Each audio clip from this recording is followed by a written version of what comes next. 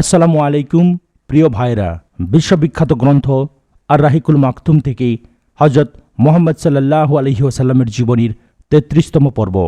ভিডিওটি ভালো লাগলে একটি লাইক করবেন, কমেন্ট করবেন এবং শেয়ার করতেও ভুলবেন না। আজ শুনছেন বাদশাহ এবং আমিরদের নামে চিঠি। ষষ্ঠ হিজরির শেষ দিকে রাসূলুল্লাহ সাল্লাল্লাহু আলাইহি ওয়াসাল্লাম হুদায়বিয়া থেকে ফিরে আসার পর বিভিন্ন বাদশাহ ও আমিরের নামে চিঠি প্রেরণ করে তাদের ইসলামের দাওয়াত দেন। রাসূল সাল্লাল্লাহু আলাইহি ওয়াসাল্লাম এসব চিঠি প্রেরণের ইচ্ছা করলে তাকে বলা হয় যে চিঠিতে সিলমোহর দেয়া হলেই বাদশাহ তা গ্রহণ করবেন। এ কারণে রাসূলুল্লাহ সাল্লাল্লাহু আলাইহি ওয়াসাল্লাম রূপার আংটি তৈরি করেন। এতে মুহাম্মদ, রাসূল ও আল্লাহ এই শব্দ তিনটি খোদাই করা হয়েছিল। আল্লাহ প্রথম, রাসূল দ্বিতীয় এবং মুহাম্মদ তৃতীয় লাইনে লেখা হয়। চিঠি লেখানোর পর রাসূল সাল্লাল্লাহু আলাইহি ওয়াসাল্লাম অভিজ্ঞতা সম্পন্ন সাহাবাদের কয়েকজনকে চিঠিসহ বিভিন্ন স্থানে প্রেরণ করেন। খয়বর রওনা হওয়ার কয়েকদিন আগে সপ্তম হিজরির পয়লা মুহররম তারিখে রাসূল সাল্লাল্লাহু আলাইহি ওয়াসাল্লাম এ সকল দূত প্রেরণ করেন। নিচে সে সম্পর্কে আলোকপাত করা যাচ্ছে। ১. হাবশার বাদশাহ নাজ্জাসির নামে। নাজ্জাসির প্রকৃত নাম ছিল আসহাম ইবনে আল জাবার। আল্লাহর রাসূল চিঠি লেখানোর পর আমর ইবনে উমাইয়া জামারির হাতে ষষ্ঠ হিজরির শেষে বা সপ্তম হিজরির শুরুতে এটি প্রেরণ করেন। আল্লামা তিবরি চিঠির বক্তব্য উল্লেখ করেছেন, কিন্তু চিঠির বক্তব্য ভালোভাবে লক্ষ্য করলে বোঝা যায় যে হুদায়বিয়ার সন্ধির পর লেখা চিঠি এটি নয়। মক্কায় অবস্থানকালে আল্লাহর রাসূল হজরত জাফর তাইয়ারকে হাবশায় হিজরতের সময় যে চিঠি দিয়েছিলেন নাজ্জাসিকে দেওয়ার জন্যে, এটি মনে হয় সেই চিঠি। কেননা চিঠির শেষে মুহাজিরদের প্রসঙ্গ এভাবে উল্লেখ করা হয়েছে, আমি আপনার কাছে আমার চাচাতো ভাই জাফরকে মুসলমানদের একটি জামাতের সাথে পাঠিয়েছি। ওরা আপনার কাছে পৌঁছলে আপনি ওদের আপনার তত্ত্বাবধানে রাখবেন এবং কোনো প্রকার জবরদস্তি করবেন না। ইমাম বাইহাকি হজরত আবদুল্লাহ ইবনে আব্বাস রাদিয়াল্লাহু তাআলা আনহু থেকে আরও একখানি চিঠির কথা উল্লেখ করেছেন। সেটিও রাসূল সাল্লাল্লাহু আলাইহি ওয়াসাল্লাম নাজ্জাসির কাছে পাঠিয়েছিলেন। চিঠির বক্তব্য এরূপ: এই চিঠি নবী মুহাম্মদের পক্ষ থেকে হাবশার বাদশাহ আসহামের নামে, যিনি হেদায়েতের অনুসরণ করবেন এবং আল্লাহ তাআলা ও তাঁর রাসূলের উপর বিশ্বাস স্থাপন করবেন, তার উপর সালাম। আমি সাক্ষ্য দিচ্ছি যে এক ও অদ্বিতীয় আল্লাহ তাআলা ব্যতীত ইবাদতের উপযুক্ত কেউ নেই, তাঁর স্ত্রী পুত্র কিছু নেই। আমি একথাও সাক্ষ্য দিচ্ছি যে মুহাম্মদ আল্লাহর বান্দা ও রাসূল। আমি আপনাকে ইসলামের দাওয়াত দিচ্ছি, কেননা আমি আল্লাহর রাসূল। কাজেই ইসলাম গ্রহণ করুন, শান্তিতে থাকবেন। হে আহলে কিতাব, এমন একটি বিষয়ের প্রতি আসুন যা আমাদের এবং আপনাদের মধ্যে সমান। আমরা আল্লাহ ব্যতীত অন্য কারো ইবাদত করব না, তার সাথে কাউকে শরিক করব না, আল্লাহ ব্যতীত অন্য কাউকে প্রভু হিসাবে স্বীকার করব না। যদি কেউ এ বিশ্বাস গ্রহণে অস্বীকৃতি জানায়, তবে তাকে বলুন যে সাক্ষী থাকো আমি মুসলমান। যদি আপনি এই দাওয়াত গ্রহণ না করেন, তবে আপনার উপর আপনার কওমের নাসারাদের সমুদয় পাপ বর্তাবে। প্যারিসের ডক্টর মোহাম্মদ হামিদুল্লাহ আরও একখানি চিঠির বক্তব্য উল্লেখ করেছেন। সেটির সন্ধান পাওয়া গেছে। এই চিঠিখানি একটি শব্দের পার্থক্য সহ আল্লামা ইবনে কাইয়্যিমের লেখা গ্রন্থ জাদুল মায়াদে উল্লেখ রয়েছে। ডক্টর সাহেব চিঠির বক্তব্যের সত্যতা নিরূপণের যথেষ্ট পরিশ্রম করেছেন। বর্তমান যুগে প্রকাশিত এই চিঠির ফটোকপি ডক্টর হামিদুল্লাহ তার গ্রন্থে সন্নিবেশিত করেছেন। এর অনুবাদ নিম্নরূপ: পরম করুণাময় ও অতি দয়ালু আল্লাহর নামে শুরু করছি। আল্লাহর রাসূল মুহাম্মদের পক্ষ থেকে হাবশার নাজ্জাসী আজমের প্রতি সালাম, সেই ব্যক্তির উপর যিনি হেদায়েতের অনুসরণ করেন।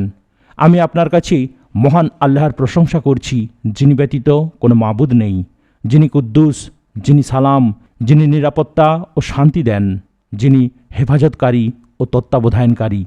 আমি সাক্ষ্য দিচ্ছি যে ঈসা ইবনে মরিয়াম আল্লাহর রূহ এবং তাঁর কালিমা। আল্লাহ তাআলা তাঁকে পবিত্র ও সতী মরিয়মের উপর স্থাপন করেছেন। আল্লাহর রূহ এবং ফুঁয়ের কারণে হজরত মরিয়ম আলাইহিস সালাম গর্ভবতী হলেন। যেমন আল্লাহ তাআলা হজরত আদম আলাইহিস সালামকে নিজের হাতে তৈরি করেছিলেন। এক ও অদ্বিতীয় আল্লাহর প্রতি এবং তার আনুগত্যের প্রতি পরস্পরকে দাওয়াত দিচ্ছি। এছাড়া একথার প্রতিও দাওয়াত দিচ্ছি যে আপনি আমার আনুগত্য করুন এবং আমি যা কিছু নিয়ে এসেছি তার উপর বিশ্বাস স্থাপন করুন, কেননা আমি আল্লাহর রাসূল।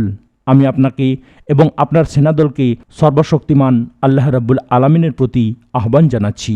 আমি তাবলিগ ও নসিহত করেছি, কাজেই আমার তাবলিগ ও নসিহত কবুল করুন। পরিশেষে সালাম সেই ব্যক্তির উপর যিনি হেদায়েতের আনুগত্য করেন। ডক্টর মোহাম্মদ হামিদুল্লাহ দৃঢ়তার সাথে উল্লেখ করেছেন যে এই চিঠি সেই চিঠি যা হুদায়বিয়ার সন্ধির পর রাসূল সাল্লাল্লাহু আলাইহি ওয়াসাল্লাম নাজ্জাশীর কাছে পাঠিয়েছিলেন। এই চিঠি সম্পর্কিত বর্ণনা সূত্রের প্রতি লক্ষ্য করলে এ বক্তব্যের সত্যতা সম্পর্কে সন্দেহের কোনো কারণ থাকে না।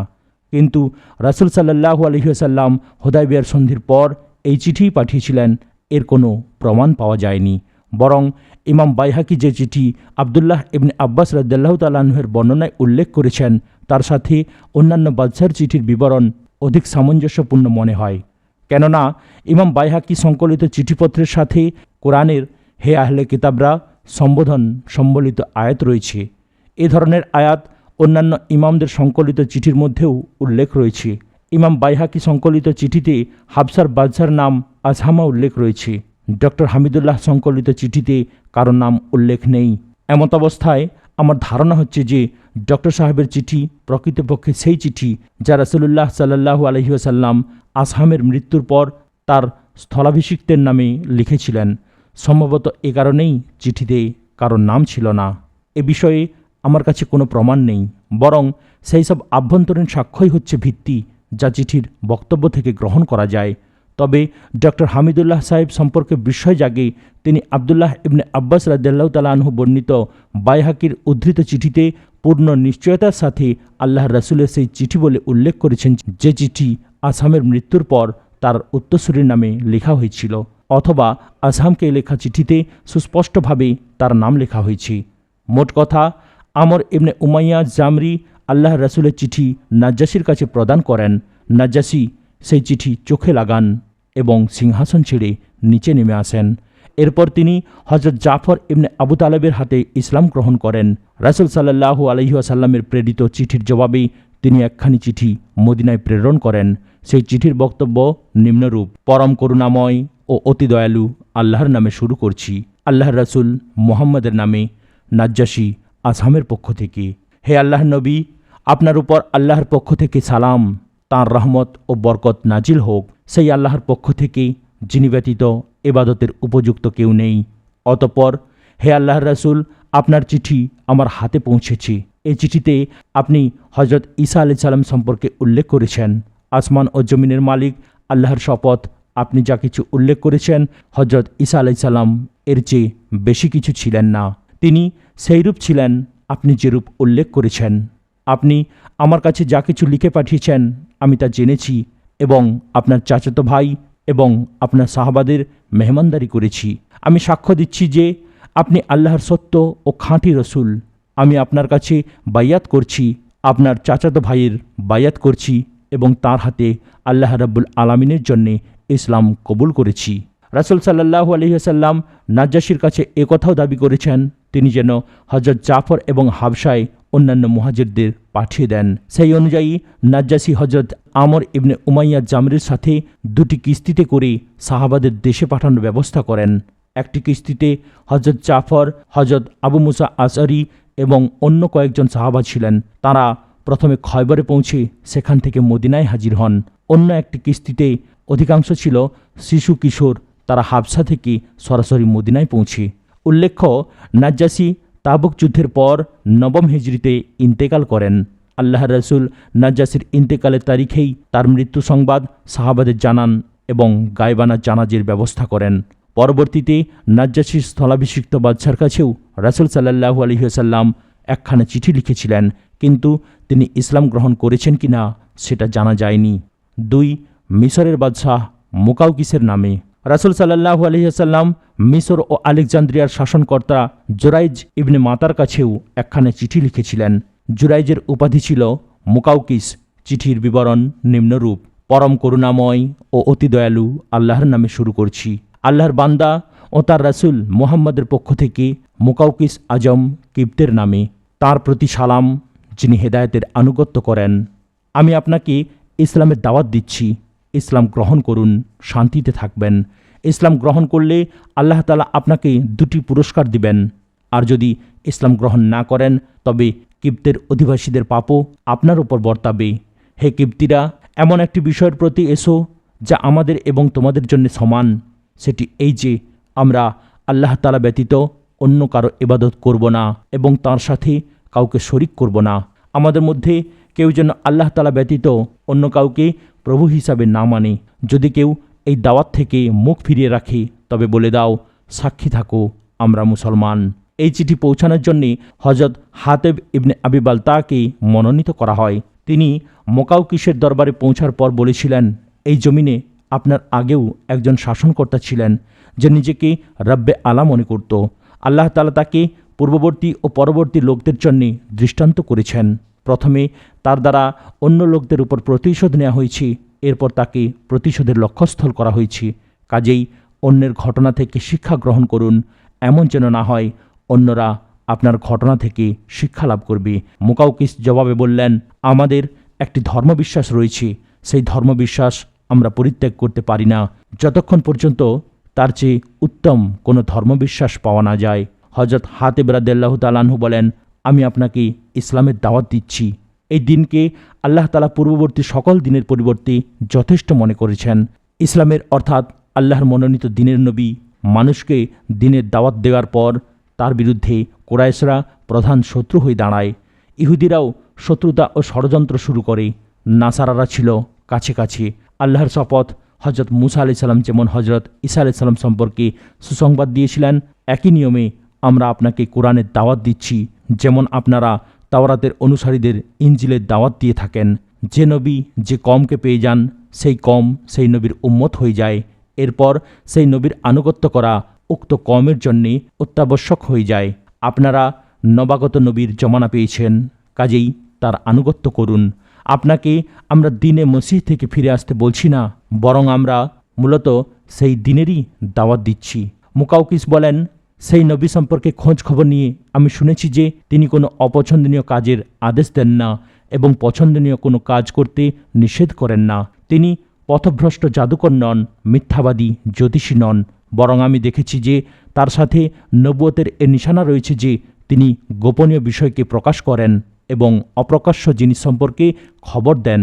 আমি তার দাওয়াত সম্পর্কে আরও চিন্তাভাবনা করব। মুকাউকিস আল্লাহ রাসূলের চিঠি নিয়ে হাতির দাঁতের একটি কৌটোয় রাখেন।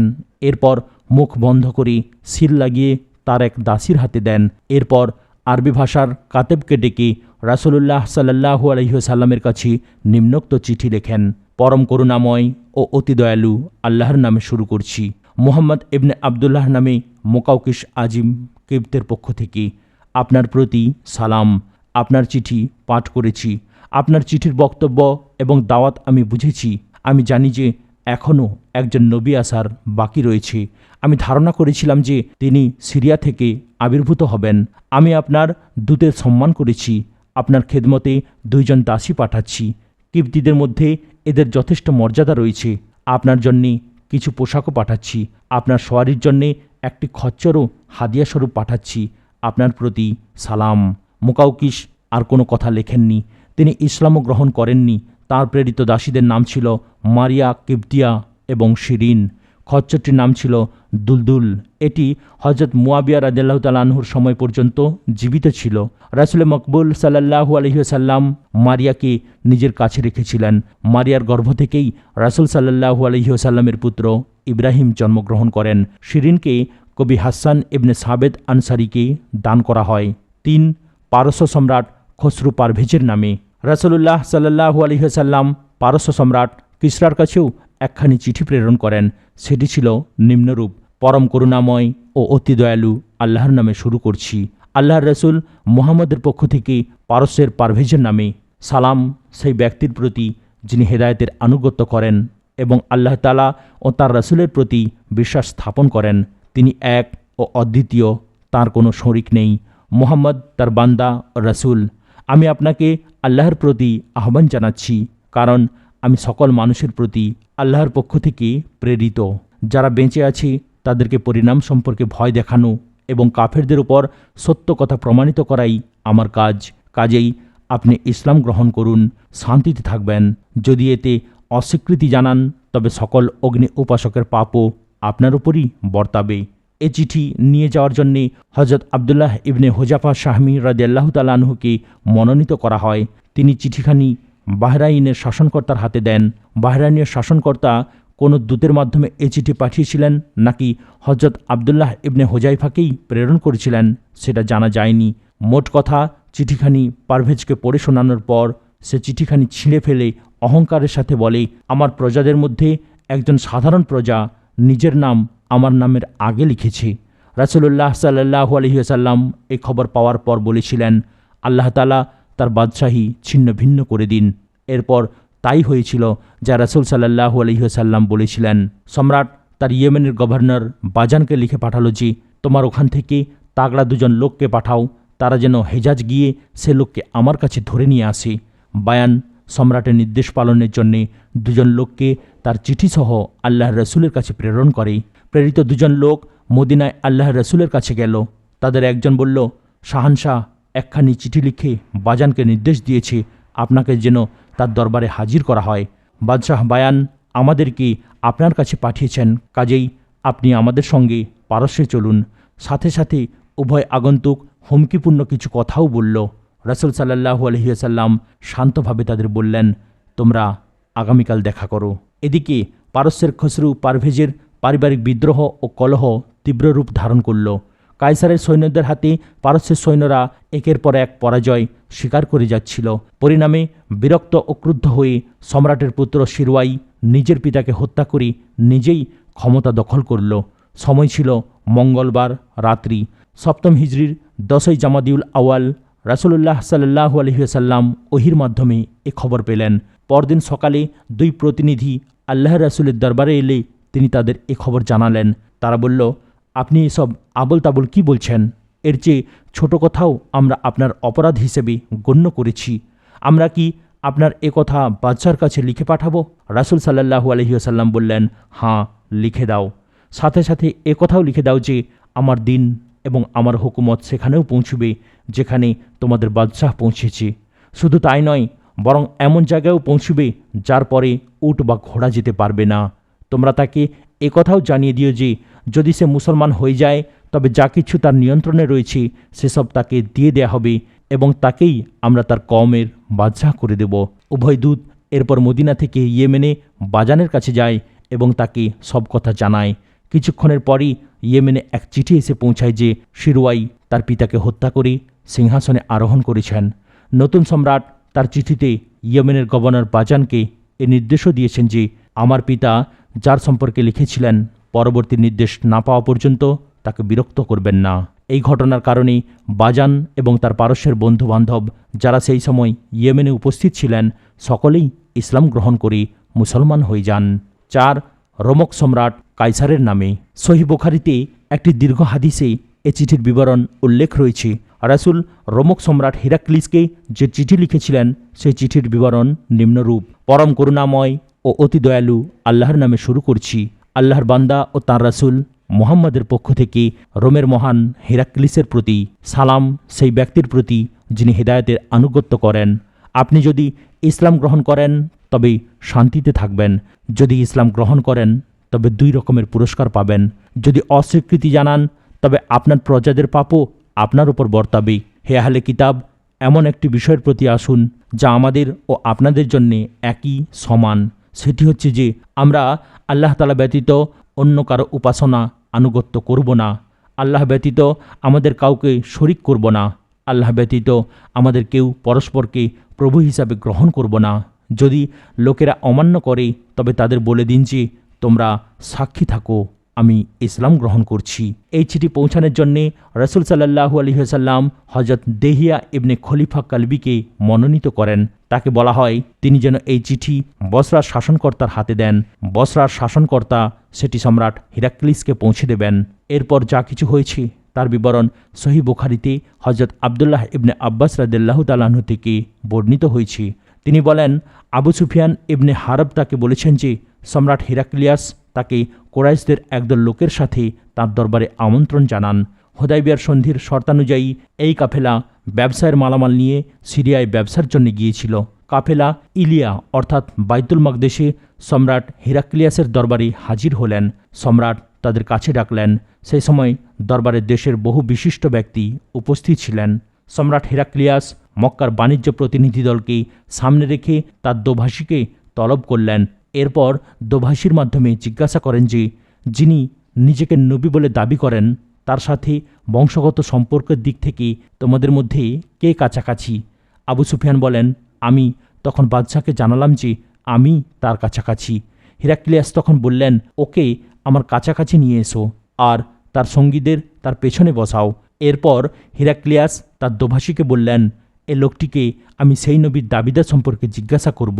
যদি সে কোনো কথার জবাবে মিথ্যা বলে তবে তার সঙ্গীদের বলে দাও যেন তারা সাথে সাথে প্রতিবাদ করে। আবু সুফিয়ান বলেন, আল্লাহর শপথ, যদি মিথ্যা বলার দুর্নাম হওয়ার ভয় না থাকতো তবে আমি তার সম্পর্কে অবশ্যই মিথ্যা বলতাম। আবু সুফিয়ান বলেন, সামনে এনে বসানোর পর হেরাক্লিয়াস সর্বপ্রথম আমাকে প্রশ্ন করেন যে তোমাদের মধ্যে সে লোকটির বংশমর্যাদা কেমন। আমি বললাম, তিনি উচ্চ বংশমর্যাদার অধিকারী। তিনি যা বলেন এরকম কথা কি তার আগে তোমাদের মধ্যে অন্য কেউ বলেছিলেন? না। তার পিতামহের মধ্যে কেউ কি সম্রাট ছিলেন? না। বড় লোকেরা তার আনুগত্য করেছে না দুর্বল লোকেরা? দুর্বল লোকেরা। তাদের সংখ্যা বাড়ছে না কমছে? বেড়েই চলেছে। এই ধর্মবিশ্বাস গ্রহণের পর কেউ কি ধর্মান্তরিত হয়েছে? না। তিনি যা বলছেন এসব বলার আগে কেউ কি তাকে মিথ্যা বলার জন্যে কখনো অভিযুক্ত করেছে? না। তিনি কি বিশ্বাসঘাতকতা করেন? জি না। তবে বর্তমানে তার সাথে একটি সন্ধিসূত্রে আমরা আবদ্ধ হয়েছি। এ ব্যাপারে তিনি কি করবেন আমরা জানি না। আবু সুফিয়ান বলেন, এই একটি কথা ছাড়া আমি কোনো কথা নিজে থেকে সংযোজনের সুযোগ পাইনি। হেরাক্লিয়াস বললেন, তোমরা কি তার সাথে যুদ্ধ করেছ? হ্যাঁ। তোমাদের এবং তার যুদ্ধ কেমন ছিল? যুদ্ধ আমাদের এবং তার মধ্যে বালতির মতো। কখনো তিনি আমাদের পরাজিত করেন, কখনো আমরা তাকে পরাজিত করি। তিনি তোমাদের কি কাজের আদেশ দেন? তিনি বলেন, তোমরা শুধু আল্লাহর ইবাদত করো, তার সাথে কাউকে শরিক করো না। তোমাদের পিতামহ যা বলতেন, সত্যবাদিতা, পরহেজগারি, পাক পবিত্রতা, পরিচ্ছন্নতা এবং নিকটাত্মীয়দের সাথে ভালো ব্যবহারের আদেশ দিয়ে থাকেন। এরপর হেরাক্লিয়াস তার দোভাষীকে বললেন, এই লোকটিকে বলো যে আমি যখন নবুয়তের দাবিদারের বংশমর্যাদা সম্পর্কে জিজ্ঞাসা করেছি তখন সে বলেছে তিনি উচ্চ বংশমর্যাদা সম্পন্ন। নিয়ম হচ্ছে যে পয়গম্বর উচ্চ বংশমর্যাদা সম্পন্ন লোকদের মধ্যে থেকেই প্রেরিত হয়ে থাকেন। আমি তাকে জিজ্ঞাসা করেছি যে তার আগে তোমাদের মধ্যে অন্য কেউ এ ধরনের কথা বলেছিল কি না। সে বলেছে যে বলেনি। যদি অন্য কারো বলা কথারই সে পুনরাবৃত্তি করত তবে আমি বলতাম যে এই লোকটি অন্যের বলা কথারই প্রতিধ্বনি করছে। আমি জিজ্ঞাসা করেছি যে তার বাপদাদাদের মধ্যে কেউ বাদশাহ ছিল কি না। তুমি বলেছ না, ছিল না।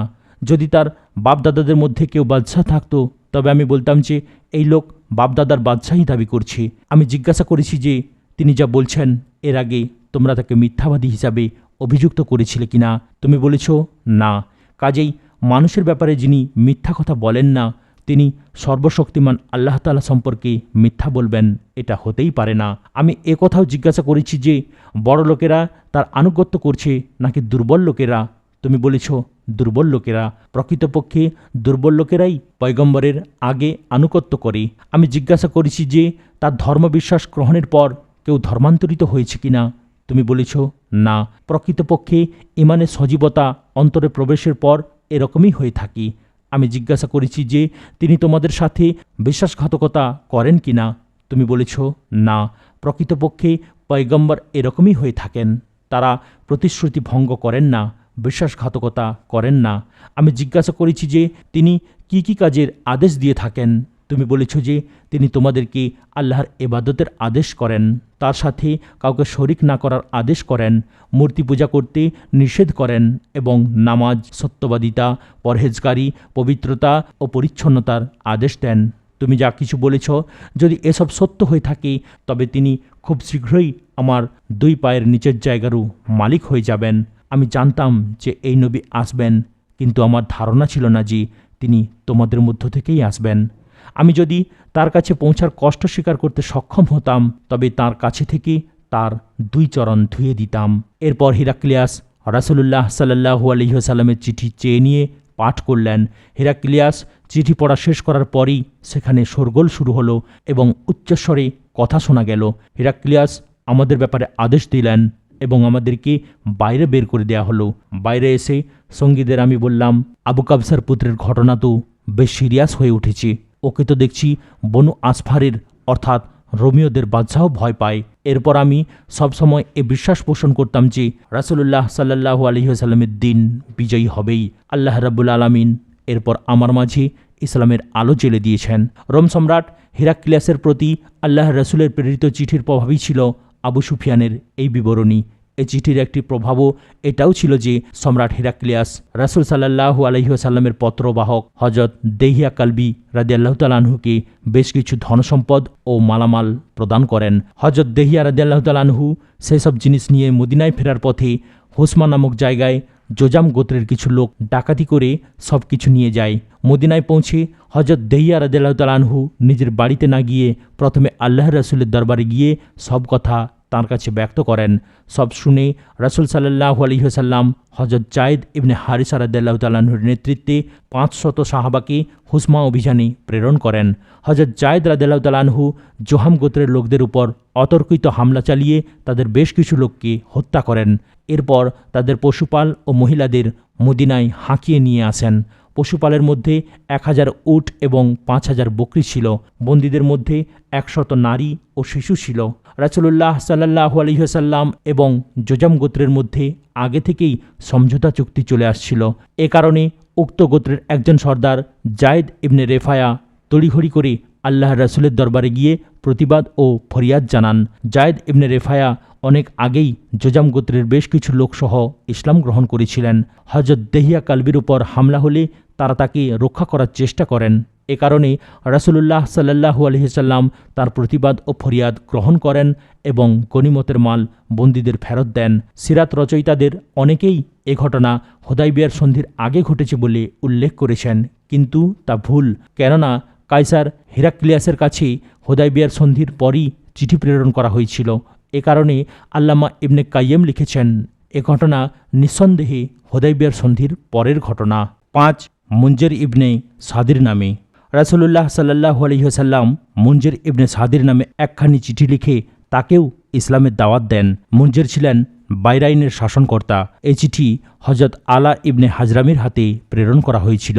জবাবে মুনজির আল্লাহর রাসূলকে লিখেছিলেন, হে আল্লাহর রাসূল, আপনার চিঠি আমি বাহরাইনের অধিবাসীদের পড়ে শুনিয়েছি। কিছু লোক ইসলামকে পছন্দ করেছেন ও পবিত্রতার দৃষ্টিতে দেখেছেন এবং ইসলাম গ্রহণ করেছেন, আবার অনেকে পছন্দ করেননি। এখানে ইহুদি এবং অগ্নি উপাসকও রয়েছে। আপনি ওদের ব্যাপারে আমাকে নির্দেশ দিন। এর জবাবে রাসূল সাল্লাল্লাহু আলাইহি সাল্লাম যে চিঠি লিখেছেন তা নিম্নরূপ: পরম করুণাময় ও অতি দয়ালু আল্লাহর নামে শুরু করছি। আল্লাহর রাসূল মুহাম্মদের পক্ষ থেকে মুনজির ইবনে সাদির নামে আপনার প্রতি সালাম। আমি আপনার কাছে আল্লাহর প্রশংসা করছি, যিনি ব্যতীত ইবাদত পাওয়ার উপযুক্ত কেউ নেই। আমি সাক্ষ্য দিচ্ছি যে মুহাম্মদ আল্লাহর বান্দা ও তাঁর রাসূল। অতঃপর আমি আপনাকে আল্লাহর কথা স্মরণ করিয়ে দিচ্ছি। মনে রাখবেন, যে ব্যক্তি ভালো কাজ করবেন তিনি নিজের জন্যই সেসব করবেন। যে ব্যক্তি আমার দূতদের আনুগত্য করবে এবং তাদের আদেশ মান্য করবে, সে ব্যক্তি আমারই আনুগত্য করেছে বলে মনে করা হবে। যারা আমার দূতদের সাথে ভালো ব্যবহার করবে তারা আমার সাথে ভালো ব্যবহার করেছে বলে মনে করা হবে। আমার দূতরা আপনার প্রশংসা করেছেন। আপনার জাতি সম্পর্কে আপনার সুপারিশ আমি গ্রহণ করেছি। কাজেই মুসলমান যে অবস্থায় ঈমান আনে তাদের সেই অবস্থায় ছেড়ে দিন। আমি দোষীদের ক্ষমা করে দিয়েছি, আপনিও ওদের ক্ষমা করুন। আপনি যতদিন সঠিক পথ অনুসরণ করবেন ততদিন আপনাকে আমি বরখাস্ত করব না। যারা ইহুদি ধর্ম বিশ্বাসের উপর রয়েছে এবং যারা অগ্নি উপাসক করছে তাদেরকে জিজিয়া দিতে হবে। 6 ইয়ামামার শাসনকর্তার নামে। রাসূলুল্লাহ সাল্লাল্লাহু আলাইহি ওয়াসাল্লাম ইয়ামামার শাসনকর্তা হাওজা ইবনে আলীর কাছে নিম্নোক্ত চিঠি প্রেরণ করেন: পরম করুণাময় ও অতি দয়ালু আল্লাহর নামে শুরু করছি। আল্লাহর রাসূল মুহাম্মদের পক্ষ থেকে হাওজা ইবনে আলীর কাছে চিঠি। সেই ব্যক্তির উপর সালাম যিনি হেদায়েতের অনুসরণ করেন। আপনার জানা থাকা উচিত যে আমার দিন উট ও ঘোড়ার গন্তব্যস্থল পর্যন্ত প্রসার লাভ করবে। কাজেই ইসলাম গ্রহণ করুন, শান্তিতে থাকবেন। আপনার অধীনে যা কিছু রয়েছে সেসবকে আপনার জন্যে অক্ষুণ্ণ রাখা হবে। এই চিঠি পৌঁছানোর জন্যে দূত হিসাবে সালিদ ইবনে আমর আমেরিকে মনোনীত করা হয়। হজরত সালিদ সিলমোহর লাগানো এই চিঠি নিয়ে ইয়ামামার শাসনকর্তা হাউজার দরবারে পৌঁছেন। হাউজা তাকে নিজের মেহমান হিসাবে গ্রহণ করে মোবারকবাদ দেন। হজরত সালিদ চিঠিখানি শাসনকর্তাকে পড়ে শোনান। তিনি মাঝামাঝি ধরনের জবাব দেন। এরপর আল্লাহ রসুলের কাছে চিঠিতে লিখিত জবাব দেন।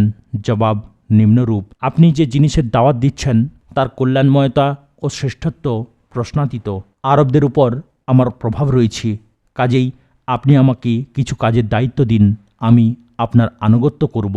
শাসনকর্তা হাউজা আল্লাহর রসুলের দূতকে কিছু উপঢৌকনও প্রদান করেন। মূল্যবান পোশাকও সেই উপঢৌকনের মধ্যে ছিল। হজরত সালিদ সেই সব সামগ্রী নিয়ে আল্লাহর রসুলের দরবারে আসেন এবং তাকে সব কিছু অবহিত করেন। রাসূল সাল্লাল্লাহু আলাইহি ওয়াসাল্লাম এই চিঠি পাঠ শেষে মন্তব্য করেন যে সে যদি এক টুকরো জমিও আমার কাছে চায় তবু আমি তাকে দেব না। সে নিজেও ধ্বংস হবে এবং যা কিছু তার হাতে রয়েছে সেসবও ধ্বংস হবে। রাসূলুল্লাহ সাল্লাল্লাহু আলাইহি ওয়াসাল্লাম মক্কা বিজয় থেকে ফিরে আসার পর হজরত জিবরাইল আলাইহিস সালাম তাকে খবর দিলেন যে হাউজা মৃত্যুমুখে পতিত হয়েছে। রাসূল সাল্লাল্লাহু আলাইহি ওয়াসাল্লাম অতঃপর সাহাবাদের বললেন, শোনো, ইয়ামামায় একজন মিথ্যাবাদীর আবির্ভাব ঘটবে এবং আমার পরে সে নিহত হবে। একজন সাহাবী জিজ্ঞাসা করলেন, হে আল্লাহর রসুল, তাকে কে হত্যা করবে? রাসূলুল্লাহ সাল্লাল্লাহু আলাইহি ওয়াসাল্লাম বললেন, তুমি এবং তোমার সাথী। পরবর্তীকালে আল্লাহর রসুলের কথাই সত্য প্রমাণিত হয়েছিল। 7 দামেস্কের শাসনকর্তা গাসসানির নামে। রাসূলুল্লাহ সাল্লাল্লাহু আলাইহি ওয়াসাল্লাম দামেস্কের শাসনকর্তা হারিস ইবনে আবু শিমার গাসসানির কাছে নিম্নোক্ত চিঠি প্রেরণ করেন। পরম করুণাময় ও অতি দয়ালু আল্লাহর নামে শুরু করছি। আল্লাহর রসুল মুহাম্মদের পক্ষ থেকে হারিস ইবনে আবু শিমারের নামে, সেই ব্যক্তির প্রতি সালাম যিনি হেদায়েতের অনুসরণ করেন, ঈমান আনেন এবং সত্যতা স্বীকার করেন। আপনাকে আমি আল্লাহর ওপর বিশ্বাস স্থাপনের দাওয়াত দিচ্ছি, যিনি এক ও অদ্বিতীয় এবং যার কোনো শরিক নেই। ইসলামের দাওয়াত কবুল করুন, আপনাদের জন্যে আপনাদের রাজত্ব স্থায়ীভাবে প্রতিষ্ঠিত থাকবে। এই চিঠি আসাদ ইবনে খোজাইমা গোত্রের সাথে সম্পর্কিত সাহাবী হজরত সুজা ইবনে ওয়াহাবের হাতে প্রেরণ করা হয়। হারিসের হাতে এই চিঠি দেওয়ার পর তিনি বলেন, আমার বাদশাহী আমার কাছ থেকে কে ছিনিয়ে নিতে পারে? শীঘ্রই আমি তার বিরুদ্ধে হামলা করতে যাচ্ছি। এই বদনসিব ইসলাম গ্রহণ করেনি। 8 আম্মানের বাদশাহের নামে। রাসূলুল্লাহ সাল্লাল্লাহু আলাইহি ওয়াসাল্লাম বাদশাহ জেফার এবং তার ভাই আবদের নামেও একখানা চিঠি লিখেন। তাদের পিতার নাম ছিল জলন্দি। চিঠির বক্তব্য নিম্নরূপ: পরম করুণাময় ও অতি দয়ালু আল্লাহর নামে শুরু করছি। আবদুল্লাহর পুত্র মুহাম্মদের পক্ষ থেকে জলন্দির 2 পুত্র জেফার ও আবদের নামে। সালাম সেই ব্যক্তির উপর যিনি হেদায়েতের অনুসরণ করেন। অতঃপর আমি আপনাদের উভয়কে ইসলামের দাওয়াত দিচ্ছি। ইসলাম গ্রহণ করুন, শান্তিতে থাকবেন, কেননা আমি সকল মানুষের প্রতি আল্লাহর রসুল। যারা জীবিত আছে তাদের পরিণামের ভয় দেখানো এবং কাফেরদের জন্য আল্লাহর কথার সত্যতা প্রমাণের জন্যই আমি কাজ করছি। আপনারা উভয়ে ইসলাম গ্রহণ করলে আপনাদেরকেই শাসন ক্ষমতায় অধিষ্ঠিত রাখা হবে। যদি অস্বীকৃতি জানান তবে আপনার বাদশাহী শেষ হয়ে যাবে, আপনাদের ভূখণ্ড ঘোড়ার খুরের নিচে যাবে, আপনাদের বাদশাহীর উপর আমার নবুয়ত বিজয়ী হবে। এই চিঠি পৌঁছানোর জন্যে হজরত আমর ইবনুল আসকে মনোনীত করা হয়। তিনি বলেন, আমি রওয়ানা হয়ে আম্মান গেলাম এবং আবদের সাথে সাক্ষাৎ করলাম। 2 ভাইয়ের মধ্যে আবদ ছিলেন নরম মেজাজের। তাকে বললাম, আমি আপনার এবং আপনার ভাইয়ের কাছে রাসূলুল্লাহ সাল্লাল্লাহু আলাইহি ওয়াসাল্লামের কাছ থেকে দূত হিসেবে এসেছি। তিনি বললেন, আমার ভাই বয়স এবং বাদশাহী উভয় দিক থেকেই আমার চেয়ে বড় এবং অগ্রগণ্য, কাজেই আমি আপনাকে তার কাছে পৌঁছে দিচ্ছি। তিনি নিজেই আপনার আনিত চিঠি পড়বেন। কথা বলার পর আবদ বললেন, আচ্ছা, আপনারা কিসের দাওয়াত দিয়ে থাকেন? আমি বললাম, আমরা আল্লাহর দিকে দাওয়াত দিয়ে থাকি। তিনি এক ও অদ্বিতীয়, তাঁর কোনো শরিক নেই। আমরা বলে থাকি যে আল্লাহ ব্যতীত যার ইবাদত করা হয় তাকে ছেড়ে দিন এবং এ সাক্ষ্য দিন যে মুহাম্মদ সাল্লাল্লাহু আলাইহি ওয়াসাল্লাম আল্লাহর বান্দা ও রসুল। আবদ বলল, হে আমর, আপনি আপনার কওমের সর্দারের পুত্র। বলুন, আপনার পিতা কি করেছিলেন? আপনার পিতার কর্মপদ্ধতি আমাদের জন্যে অনুসরণযোগ্য হবে। আমি বললাম, তিনি মুহাম্মদ সাল্লাল্লাহু আলাইহি ওয়াসাল্লামের উপর বিশ্বাস স্থাপনের আগেই ইন্তেকাল করেছেন। আমার খুবই আফসোস হচ্ছে, যদি তিনি ইসলাম গ্রহণ এবং আল্লাহর রসুলের উপর বিশ্বাস স্থাপন করতেন কি যে ভালো হতো। আমি নিজেও অবিশ্বাসী ছিলাম, কিন্তু আল্লাহ রাব্বুল আলামিন আমাকে ইসলামের হেদায়েত দিয়েছেন। আবদ বলল, আপনি কবে থেকে তার অনুসরণ করেছেন? বেশি দিন হয়নি। আপনি কোথায় ইসলাম গ্রহণ করেছেন? নাজ্জাশীর সামনে। নাজ্জাশীও মুসলমান হয়েছিলেন। তার স্বজাতীয়দের ইসলাম গ্রহণের পর তার বাদশাহীর কি করেছে? অক্ষুণ্ণ রেখেছে এবং তার অনুসরণ করেছে। গির্জার পাদ্রী এবং অন্যরাও অনুসরণ করেছে। হ্যাঁ, সবাই করেছে। হে আমর, ভেবে দেখুন আপনি কি বলছেন। মনে রাখবেন, মিথ্যার চেয়ে বদগুণ একজন মানুষের জন্যে কিন্তু আর কিছুই হতে পারে না। আমি মিথ্যা বলছি না। মিথ্যা বলা আমরা বৈধও মনে করি না। আমি মনে করি সম্রাট হিরাক্লিয়াস নাজ্জাশীর ইসলাম গ্রহণের কথা জানেন না। অবশ্যই জানেন। আপনি বুঝলেন কি করে? আমি বললাম, নাজ্জাশী হিরাক্লিয়াসকে আয়কর পরিশোধ করতেন, কিন্তু ইসলামের মাধ্যমে তিনি মুহাম্মদ সাল্লাল্লাহু আলাইহি ওয়াসাল্লামের সত্যতা মেনে নেওয়ার পর বললেন, আল্লাহর শপথ, এখন থেকে হিরাক্লিয়াস যদি আমার কাছে একটি দিরহামও চান তবু আমি তাকে দেব না। এ খবর হিরাক্লিয়াসের দরবারে পৌঁছার পর তার ভাই ইয়ানাক তাকে বলেছিল, আপনি কি খারাজ দিতে নারাজ? আপনার এমন একজন ভৃত্যকে ছেড়ে দিবেন? আপনার ধর্মবিশ্বাস ত্যাগ করে অন্য একজনের ধর্মবিশ্বাস গ্রহণ করবে, এটাও কি আপনি মেনে নেবেন? হিরাক্লিয়াস বললেন, এই লোক একটি ধর্মবিশ্বাস পছন্দ করেছে এবং তা গ্রহণ করেছে। আমি তাকে কি করতে পারি? খোদার কসম, রাজত্বের লোভ না হলে আমি নিজেও তা করতাম। নাজ্জাশী যা করেছেন। আমর, ভেবে দেখুন আপনি কি বলছেন। আল্লাহর শপথ, আমি সত্য কথাই বলছি। আচ্ছা বলুন, তিনি কি কাজের আদেশ দেন আর কি কাজ করতে নিষেধ করেন?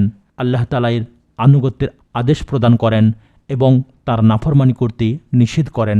নেকি করার এবং আত্মীয় স্বজনদের সাথে ভালো ব্যবহার করার আদেশ প্রদান করেন। জুলুম, অত্যাচার, বাড়াবাড়ি, ব্যভিচার, মদ পান, পাথর, মূর্তি এবং ক্রুশের উপাসনা করতে নিষেধ করেন। আব্দ বলল, তিনি যেসব কাজের আদেশ করেন এর সবই তো ভালো কাজ। আমার ভাই যদি আমার অনুসরণ করবেন বলে ভরসা পেতাম তবে আমরা সওয়ার হয়ে মদিনায় ছুটে যেতাম এবং মুহাম্মদ সাল্লাল্লাহু আলাইহি ওয়াসাল্লামের প্রতি বিশ্বাস স্থাপন করতাম। কিন্তু আমার ভাইয়ের রাজত্বের উপর প্রবল লোভ।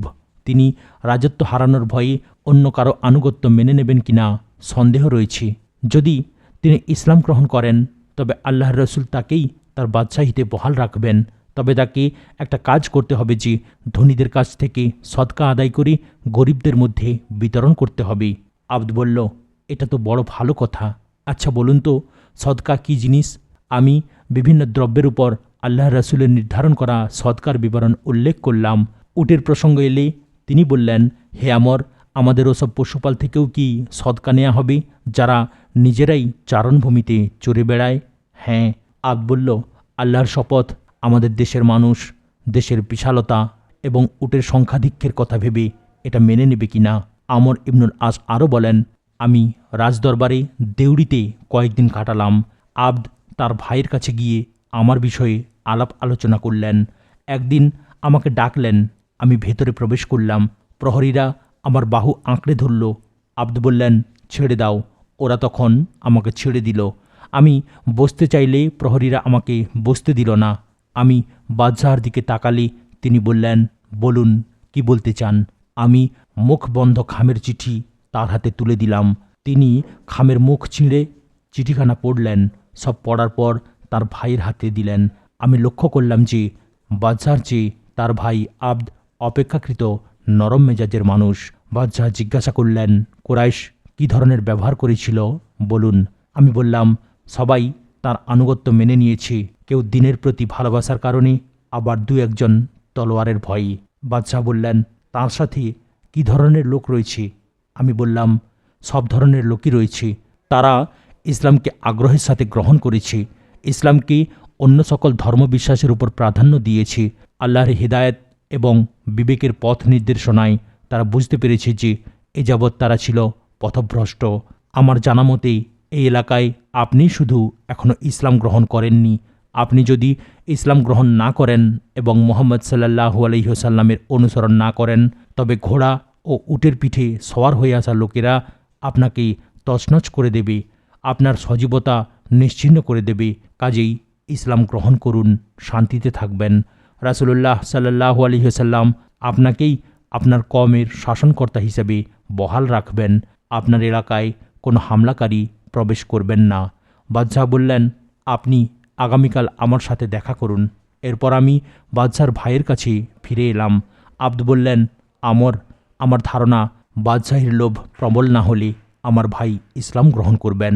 পরদিন পুনরায় বাদশাহর কাছে যেতে চাইলাম, কিন্তু ভেতরে যাওয়ার অনুমতি দিলেন না। ফিরে এসে তার ভাইকে সে কথা জানালাম। তার ভাই আমাকে তার কাছে পৌঁছে দিল। বাদশাহ বললেন, আপনার উপস্থাপিত দাওয়াত সম্পর্কে আমি ভেবে দেখেছি। আমি যদি বাদশাহী এমন একজনের কাছে ন্যস্ত করি যার সেনাদল এখনও পৌঁছেয়নি, তবে আমি আরবে সবচেয়ে দুর্বল এবং ভীরু বলে পরিচিত হব। যদি তার সৈন্যরা এখানে এসেই পড়ে, তবে আমরা তাদের যুদ্ধের স্বাদ মিটিয়ে দেব। আমি বললাম, ঠিক আছে, আমি আগামীকাল ফিরে যাচ্ছি। আমার যাওয়ার ব্যাপারে নিশ্চিন্ত হওয়ার পর বাদশাহ তার ভাইয়ের সাথে নির্জনে মত বিনিময় করলেন। বাদশাহ তার ভাইকে বললেন, এই পয়গম্বর যাদের উপর বিজয়ী হয়েছে তাদের তুলনায় আমরা কিছুই না। তিনি যার কাছেই পয়গাম পাঠিয়েছেন তিনি দাওয়াত কবুল করেছেন। পরদিন সকালে পুনরায় আমাকে বাদশাহের দরবারে ডাকা হলো। বাদশাহ এবং তার ভাই উভয়েই ইসলাম গ্রহণ করলেন। তারা রাসূলুল্লাহ সাল্লাল্লাহু আলাইহি ওয়াসাল্লামের উপর বিশ্বাস স্থাপন করলেন। সদকা আদায় এবং বাদী বিবাদীর মধ্যে ফয়সালা করতে আমাকে দায়িত্ব দেয়া হলো। এ ব্যাপারে তারা আমাকে যথেষ্ট সাহায্য সহযোগিতা করলেন। এ ঘটনার বিবরণ ও প্রকৃতি দেখে মনে হয় অন্যান্য বাদশাহের পরে উভয়ের কাছে আল্লাহর রসুল চিঠি প্রেরণ করেছিলেন। সম্ভবত মক্কা বিজয়ের পর এ চিঠি প্রেরণ করা হয়। এই সকল চিঠির মাধ্যমে রাসূলুল্লাহ সাল্লাল্লাহু আলাইহি ওয়াসাল্লাম বিশ্বে অধিকাংশ এলাকায় তাঁর দাওয়াত পৌঁছে দিয়েছিলেন। জবাবে কেউ ঈমান এনেছে, কেউ কুফরির উপরই অটল থেকেছে। তবে এ সকল চিঠির প্রভাব এটুকু হয়েছে যে যারা কুফরি করেছে তাদের মনোযোগও এদিকে আকৃষ্ট হয়েছে এবং তাদের কাছে আল্লাহ রসুলের নাম এবং তাঁর প্রচারিত দিন একটি পরিচিত বিষয়ে পরিণত হয়েছে। বাদশাহ এবং আমিরদের নামের চিঠি নামক শিরোনামটি এখানেই শেষ হলো। ভিডিওর পরবর্তী অংশ দেখার জন্য চ্যানেলটিকে সাবস্ক্রাইব করুন, লাইক, কমেন্ট এবং শেয়ার করতেও ভুলবেন না। আসসালামু আলাইকুম ওয়া রাহমাতুল্লাহি ওয়া বারাকাতুহু।